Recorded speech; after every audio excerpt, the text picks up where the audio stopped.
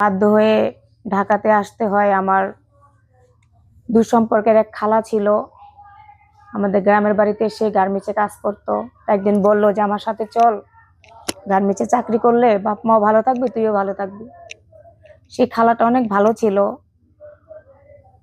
সেই খালার সাথে আসলাম, গার্মেন্টসে চাকরি নিলাম, ছোটখাটো একটা রুম ভাড়া নিলাম, থাকলাম। গার্মেন্টসে চাকরি করতেছি, সম্পর্ক ভালো চলতেছে, বাপ মারে নিয়ে একটু সাময়িকভাবে চলতেছি আর কি, ভালো।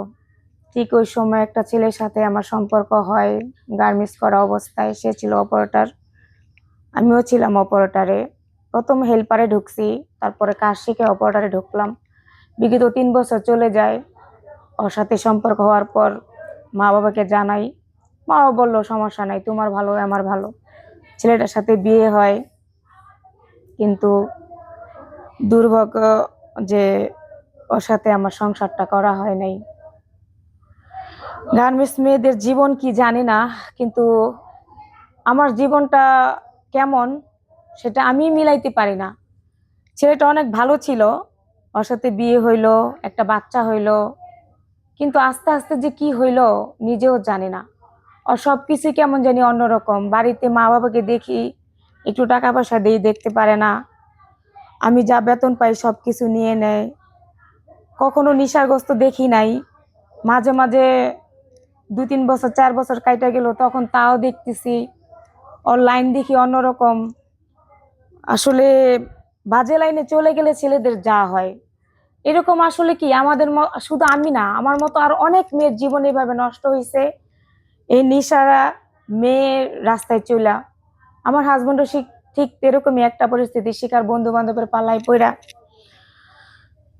গার্মেন্টসে চাকরি করি, ভাল লাগে না, বাদ দেও, টাকা দেও, মানে কি করবো, মারধর শুরু হয়ে গেছে। কারণ ওই ওর চরিত্র অন্যদিকে চলে গেছে, আরেকটা মেয়ের পাল্লায় পড়ে গেছে। ওই গার্মেন্টসে চলাকালীন আরেকটা মেয়ের প্রেমে পড়ে গেছে। তখন আর ঘরের বউ ভাল লাগে না, বাচ্চা ভাল লাগে না, শুধু টাকা আনো, টাকা দিয়ে দাও, এই নিয়ে অশান্তি, মারধর ঘরের মধ্যে। কি বলবো, এগুলা বলার মতো না। অনেক চেষ্টা করছি, বিগত একটানা 4 বছর ছিলাম ওর কাছে। এই মারধর ঝগড়াঝাড়ি, আমার মা বাবার কেউ ছিল না। একটা ভাই ছিল, সেও চলে গেছে বিদেশে, ভাবি ছিল সাথে, কিন্তু সেটাও আর্থিক সমস্যা, অনেক টাকা ঋণ করে চলে গেছে। এখন আমি কি করব? এরকম করতে করতে শুনে ওই মেয়েটাকে নাকি আমার হাজবেন্ড বিয়ে করছে। বিয়ের পর তো আর আমাকে দেখতেই পারে না, আমার কাছে আসেই না। আসতে বললেই ঝগড়াঝাড়ি, মারধর। মানে টাকা দিয়ে কতদিন রাখবেন? টাকা দিয়ে তো আর পুরুষ মানুষ কিনা যায় না। তখন বাধ্য হলাম স্বামীকে ডিভোর্স দিতে। কিছু করার ছিল না, কারণ বিয়ে না করতো তাহলে মানে অন্তত আপনাকে চেষ্টা করতাম।